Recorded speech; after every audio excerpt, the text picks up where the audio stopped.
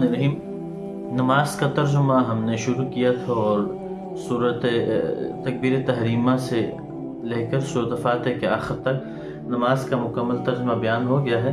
आप हजरात उसको देखें भी और कापी पे लिखें और याद करने की कोशिश करें। आगे है जी रुकू की जो तस्बीह है सुब्हाना रब्बियल आज़ीम, सुब्हाना रब्बियल आज़ीम। इसका तर्जुमा है पाकी बयान करता हूँ मैं अपने परवरदिगार बुजुर्ग की, पाकी बयान करता हूँ मैं अपने परवरदिगार बुजुर्ग की। सुब्हान का माना है पाकी। और उसके बाद है जी क़ौमा यानी रुकू से उठते वक्त जो तस्मीअ हम जो कहते हैं समी अल्लाहु लिमन हमीदा, इसका तर्जुमा हो जाएगा समी अल्लाहु, अल्लाह ने उसकी सुन ली, लिमन हमीदा जिसने उसकी तारीफ बयान की। समी अल्लाहु लिमन हमीदा, समी अल्लाहु अल्लाह ने उसकी सुन ली, लिमन हमीदा जिसने उसकी तारीफ बयान की।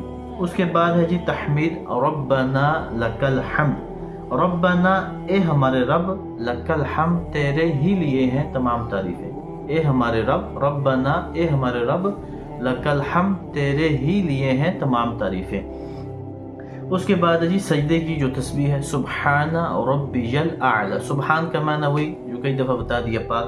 सुब्हाना रब्बियल आला, पाकी बयान करता हूँ मैं अपने परवरदिगार बरतर की।